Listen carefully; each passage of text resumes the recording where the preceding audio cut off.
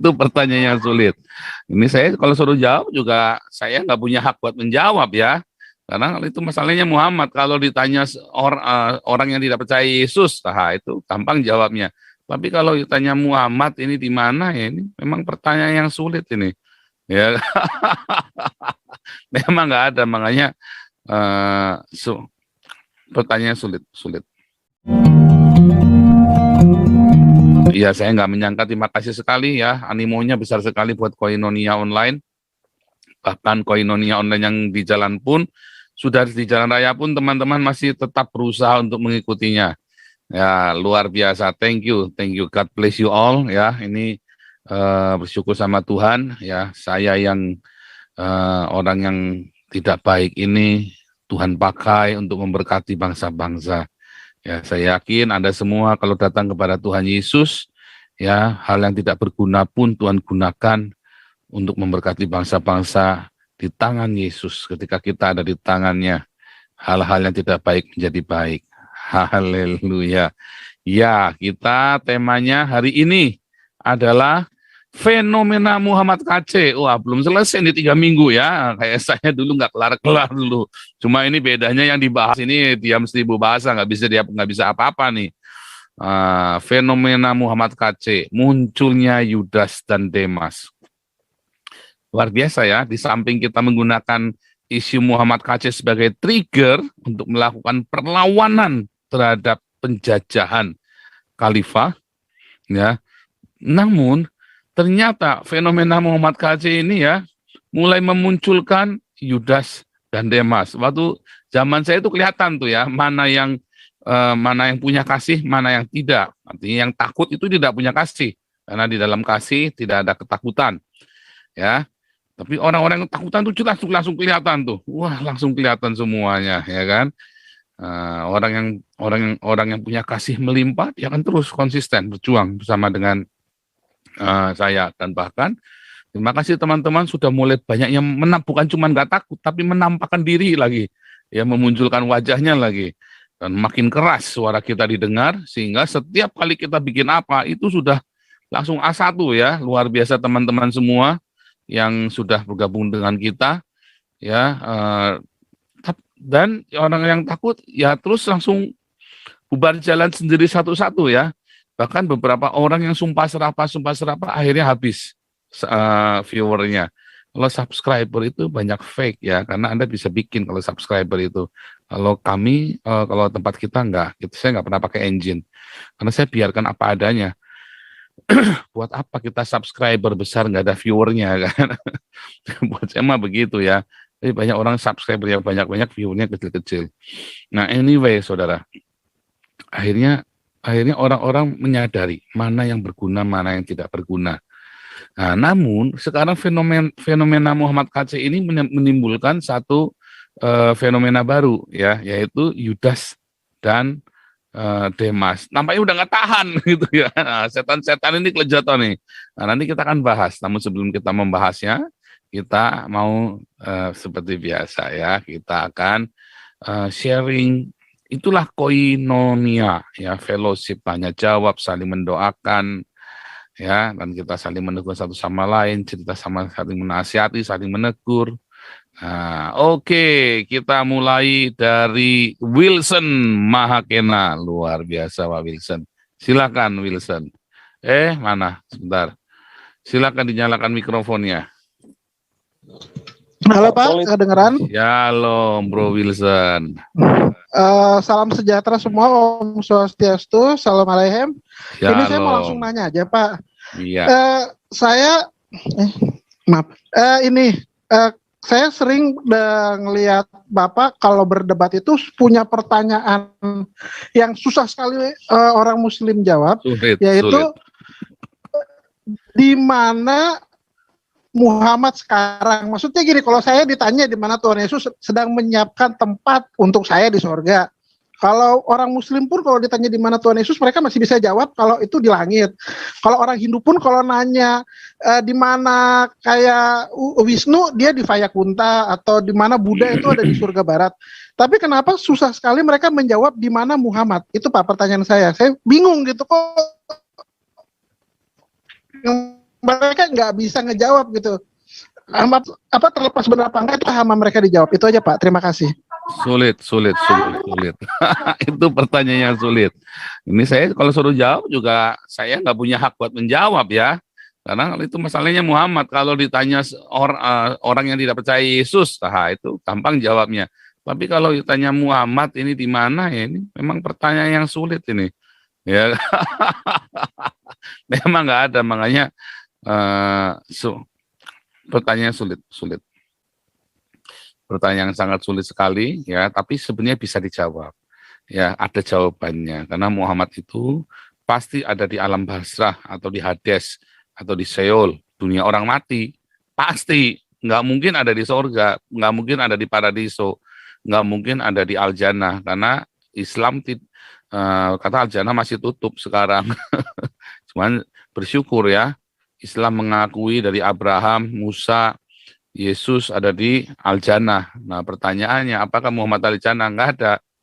Nah, itulah yang pertanyaan ini seharusnya merupakan cermin bagi saudara-saudara muslim ya. Tapi tidak ada karena mereka berhalusinasi.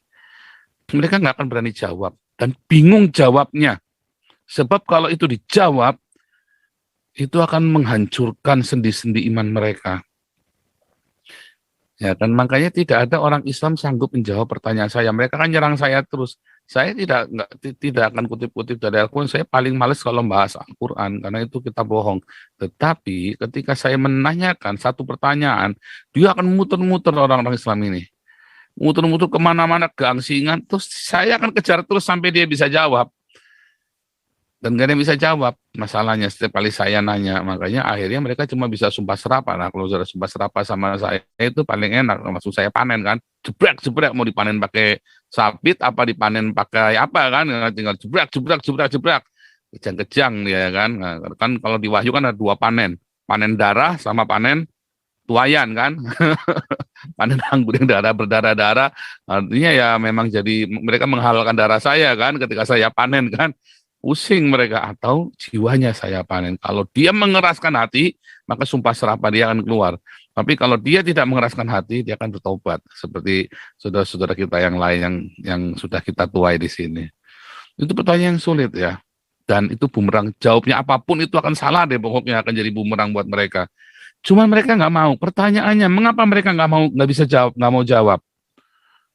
Sebenarnya pertanyaannya itu loh, kenapa sih nggak mau dijawab? Kan tinggal dijawab saja kan. Itu kan pertanyaan yang sebetulnya tinggal dijawab saja. Kenapa nggak mau dijawab sih? Kan nggak mau di alam barzah. Udah kan, selesai. Tetapi itu akan membongkar sendi-sendi keimanan orang.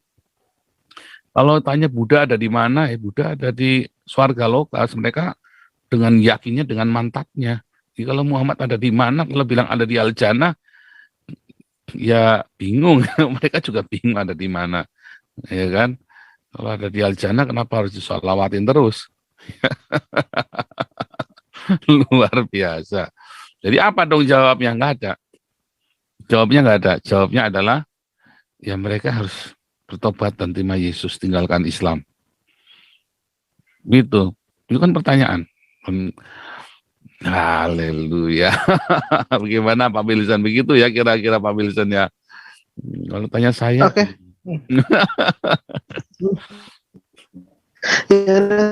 Waktu lalu saya ada 10 pertanyaan. Ya. Waktu lalu saya ada kasih 10 pertanyaan berarti ya mobil BMW 1 ya, BMW baru ya. Tapi sampai sekarang belum ada yang bisa jawab. Atau uang 1 miliar. Sampai sekarang nggak ada yang bisa jawab. Ya, ada 10 pertanyaan. Ya, susah untuk dijawab. Nah, pokoknya pertanyaan saya itu memang pertanyaan Nabi ke-26 ya, memang pertanyaan tingkat dewa. Luar biasa. Oke. Ardo Purba Channel, silakan. Ya, shalom Pak Paul. Shalom. Gang shalom Bu Ana, gang semuanya. Ya, begini Pak Paul, saya ingin bertanya ya Pak Paul ya. Saya banyak melihat di lapangan sekarang ini ya, di kehidupan sehari-hari ya, itu orang-orang misalnya begini Pak Paul, mereka paham, mereka mengerti Alkitab, mereka tahu dari satu ayat ke ayat lainnya, begitu ya. Bahkan kalau kita tanya pasti mereka tahu. Tetapi yang saya temukan di lapangan itu adalah kadang nggak sesuai dengan Alkitab, Pak Paul. Dari tingkah lakunya, dari kehidupan sehari-harinya, licik, baru picik, gitu ya. Bahkan mereka masih bermain mamon, seperti itu. Nah, tetapi kalau kita bahas Alkitab, entah kayak jawab Alkitab atau membahas sharing-sharing, mereka lebih paham, Pak Paul, begitu. Nah, orang-orang seperti ini itu apakah mereka ini orang yang masih agak kepenuhan masih agak roh kudusnya, atau itu hanya sekedar alusinasi, atau mereka memahami Alkitab karena kepanggilan mereka aja, Pak Paul, karena pengetahuan mereka aja. Karena yang saya lihat mereka itu masih banyak ya, terutama di kayak nggak menjelek-jelekkan orang-orang gereja ya. Cuma saya lihat, karena saya udah mendatangi beberapa gereja, itu mereka paham semua Alkitab, tapi dalamnya amburadul, Pak Paul. Iri-irian, gonggok-gongkokan, baru semuanya pada berebut jabatan, semuanya. Tapi kalau ditanya Alkitab, wah, cepet banget, paham semuanya. Sampai ke ujung-ujung ayat itu paham semua. Saya mohon tanggapan dari Pak Paul, itu sebenarnya orang-orang seperti ini, orang-orang seperti apa nih Pak Paul? Itu saja Pak Paul, terima kasih, Tuhan Yesus memberkati. Nah itu dia, makanya Tuhan ajarkan kita cerdik seperti ular, tulus seperti merpati. Banyak hamba Tuhan menafsirkan cerdik seperti ular itu lihai, nggak akal-akalan, atau pandai, ya pokoknya nggak usah jujur-jujur amat, kita harus cerdik seperti ular. Tahu nggak sih lo cerdik seperti ular? Dia aja nggak ngerti yang dia ngomong. Maksudnya cerdik seperti ular di dalam tradisi rabbinik itu ya, namanya cerdik seperti ular itu arum. Ya, dia mengerti firman Tuhan. Nah, itu yang dimaksud begitu. Nah, itulah seperti teman-temannya Bro Ardo itu tadi, cerdik. Mereka semua cerdik seperti ular, hafal Alkitab semua diputer-puter sama dia, pokoknya buat membenarkan dirinya untuk jadi rentenir. Pokoknya boleh. Intinya si Pak Pendeta mengizinkan majelis muterin uang kolekte buat dirente ke jemaatnya. Nah, cerdik seperti ular diputer-puter sama dia. Enggak, ya itu bukan cerdik seperti ular, itu tahu firman Tuhan, tetapi dia nggak tulus, tetapi mencari pembenaran untuk membenarkan dirinya sendiri. Nah, makanya Tuhan bilang kita harus tulus seperti merpati. Supaya apa? Kita mencari kebenaran. Jadi kalau kita ada lakukan, misalnya contohnya kita mau misalnya kita mau tender. Nah, itu kan harus cerdik seperti ular, kudu nyogok. Nah, misalnya, kita harus cerdik. Terus kita nyogok. Nah, diputar-putar caranya gimana, mungkin kita nyogok. Kita harus cerdik seperti ular. Enggak, ya nggak boleh. Kalau tender udah kita suap menyuap, udah nggak usah aja. Udah nggak usah aja. Ya kan? Dulu waktu saya dikerjain orang, saya disuruh bayar polisinya, ya kan? Saya nggak mau. Karena waktu itu saya sudah kelewatan. Ya. Kalau dia masuk, ya, dia bilang kalau masuk, dia minimum bisa masuk 4 tahun katanya penyidiknya. Terus saya bilang, sudah Pak, dilepas saja Pak. Kalau memang tidak bisa, dilepas saja. Aduh sayang loh Pak Paul, itu tuh gampang banget. Ya, cuman bayar sekian. Iya Pak, uangnya ada Pak. Cuman saya rasa kalau sudah sana saya nggak mau Pak. Saya tidak mau bayarin orang buat masuk penjara. Cukup sudah selesai. Kalau memang saya harus nanggung semua kerugian itu, biar saya tanggung. Akhirnya begitu. Wah, saya masuk di terjun bebas itu saya itu. Ngeri itu sejak itu. Tetapi ya itu tadi. Itu karena ketulusan hati saya, ya, akhirnya saya mengalami perjumpaan dengan Tuhan Yesus. Untung waktu itu saya memutuskan untuk tidak bayar, untuk tidak membayar. Itu teman-teman saya semua itu, yang mulai dari jaksa sampai polisi, itu teman saya semua. Biasanya kalau ada apa-apa saya bayar aja Pak, gampang. Saya itu orang paling gampang tebar pesona di mana-mana ya. Makanya teman-teman saya banyak yang di DPR, di polisi, di tentara. Teman-teman saya itu banyak, karena saya bukan orang yang pelit. Kalau masalah uang itu kemana-mana itu saya gampang itu ya, dari zaman dulu itu. Cuman kalau sudah untuk masukkan orang ke penjara, ya waktu itu saya tawarin, karena ini masalahnya begini, dia Pak, begini, dia sudah bayar sekian juta, sekian puluh juta dia bayar, Pak, tinggal timpa saja, itu nanti dia pasti masuk Pak, nanti uangnya dikembalikan yang punya dia. Nggak apa-apa Pak, terima uang dari sana, toh dengan dia membayar, itu kan sudah beban buat dia, sama saja dia membeli hukuman. Dan dia sudah, itu yang dia bayar itu istilahnya sudah penderitaannya dia, ya sudah bayar saja, nggak apa-apa Pak, biar lolos. Yang penting kan sudah terbukti, yang penting kita sudah tahu. Dan semua orang juga sudah, keluarganya pun dia tahu dia harus bayar kan, kalau enggak dia harus masuk penjara. Ya sudah, biarkan saja Pak. Akhirnya saya lepaskan ya, saya nggak mau bayar. Nah, apa itu ya, kalau saya bayar kan, itu kan cerdik seperti itu, bukan. Bukan, itu namanya saya bayari orang buat menderita. Saya nggak mau. Nah, kedua, jadi apa dong cerdik seperti ular? Cerdik seperti ular itu ya, misalnya suatu ketika ya, apakah di dalam perkaranya Muhammad KC ini ya, kita boleh nggak melawan? Ya, ngelaporin Yahya Waloni yang lain semua. Boleh. Kita boleh ngelaporin. Abdul Somad boleh. Karena sasaran kita bukan dendam satu Yahya Waloni. Kita punya satu yang lebih besar. Kita bukan mau mencelakakan Yahya Waloni. Apakah Yahya Waloni kita ampuni? Kita ampuni. Tetapi tidak kita lepaskan bukan karena kita membenci Yahya Waloni, karena kita punya sistem yang mau kita lawan. Yaitu tadi, perlawanan kita bukan darah dan daging, tetapi ideologi. Ideologi itu yang mau kita lawan. Target kita bukan memenjarakan Yahya Waloni. Makanya kemarin si Muri Wali bilangin saya kan, ya kamu pulang aja, nanti tukar sama Yahya Waloni masuk. Enak aja lu. Nah, sejak saat itu Muri Wali ditinggal ya sama penggemarnya. Nyadar karena waduh, ternyata yang dielu-elukan itu ini juga ya kan. Sejak itu ditinggal. Cetek amat. Ya kan? Nah, tetapi kenapa kita tahu? Karena kita tahu firman Tuhan, perjuangan. Saya tahu persis, paling enggak ya saya, bahwa perjuangan saya itu bukan untuk bunuh Yahya Waloni. Saya bisa enggak kirim orang hantam Yahya Waloni? Banget bisa.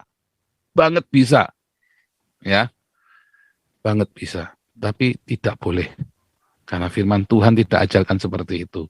Cerdik seperti ular. Saya tahu firman Tuhan batas-batasnya di mana.